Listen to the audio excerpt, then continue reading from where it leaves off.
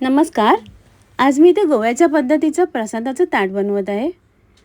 त्यासाठी सर्वात अगोदर तुरीची आणि मुगाची डाळ मिक्स करून स्वच्छ धुवून घेते आणि पाणी घालते आणि कुकरमधून शिजवून घेते. इथे डाळीला लागणारं वाटप काढून घेते. ओलं खोबरं, 2 हिरव्या मिरच्या, हळद आणि जिरं मिक्सरला बारीक वाटून घेते. ते कढईत तेल घेतलेलं आहे गरम करायला. त्यात फोडणीला राई, कढीपत्ता, हिरवी मिरची आणि हिंग घालते. फोडणी तयार झाल्यानंतर शिजवून घेतलेली डाळ घालते. खोबऱ्याची पेस्ट घालते. पाणी घालून मिक्स करून घेते. चवीप्रमाणे गूळ आणि मीठ घालते आणि डाळ घोटून घेते.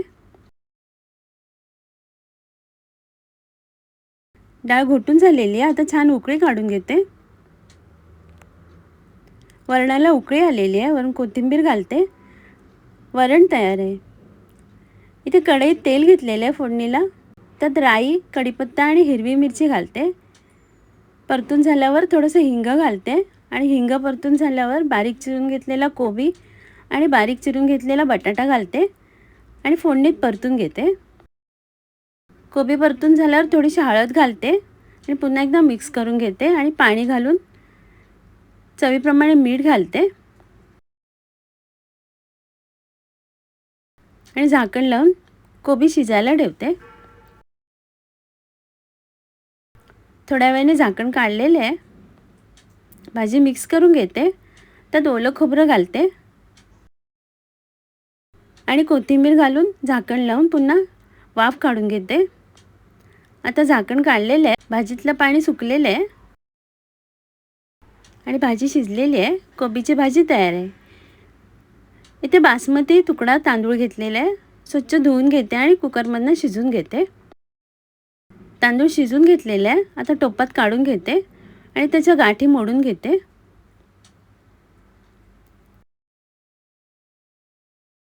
आता त्यात दूध घालते आणि एकत्र करून घेते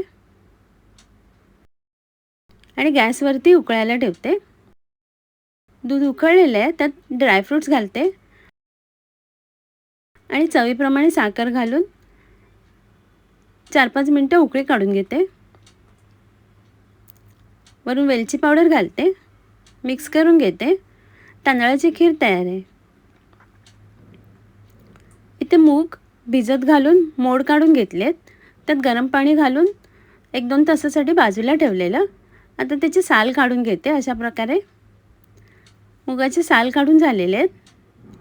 त्यात छोटा दालचिनीचा तुकडा, हिरवी मिरची आणि कढीपत्ता घालते आणि झाकण लावून शिजायला ठेवते.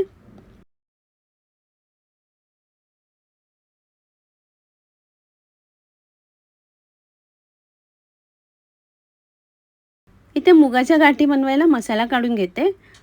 दगडफूल, थोडंसं दालचिनीचा तुकडा, 4 काळी मिरी, 3 लवंगा आणि थोडेसे धणे घालून भाजून घेते.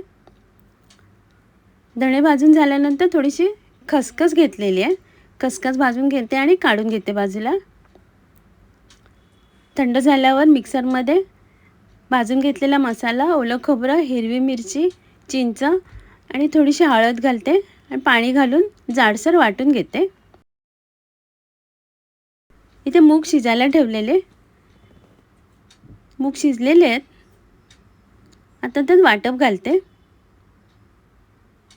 मिक्स करून घेते. चवीप्रमाणे मीठ आणि गूळ घालते आणि एकत्र करून उकळी काढून घेते.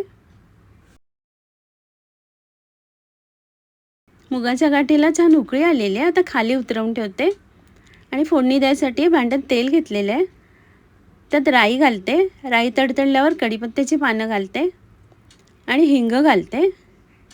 फोडणी मिक्स करून घेते आणि मुगाच्या गाठींना वरून फोडणी देते आणि झाकण लावून ठेवते. 2-3 मिनिटांनी झाकण काढून बारीक चिरून ठेवलेली कोथिंबीर घालते. मुगाची गाठी तयार आहेत. इथे कढईत ओलं खोबरं घेतलेलं आहे. खोबरं भाजून घेते. खोबरं लालसर झाल्यावर गॅस बंद करते आणि त्यात गरम मसाला आणि हळद घालते आणि परतून घेते आणि थंड झाल्यावर मिक्सरमधनं पेस्ट करून घेते.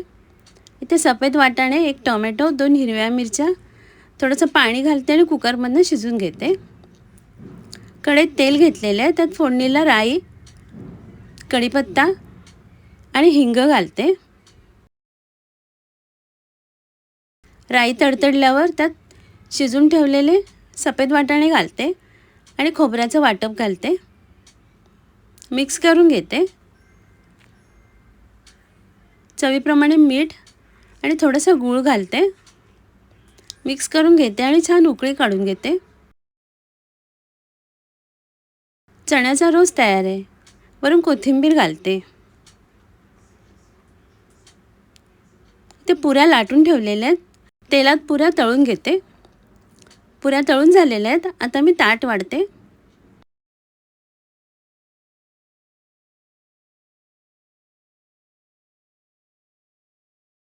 आजचा व्हिडिओ पाहिल्याबद्दल खूप खूप धन्यवाद.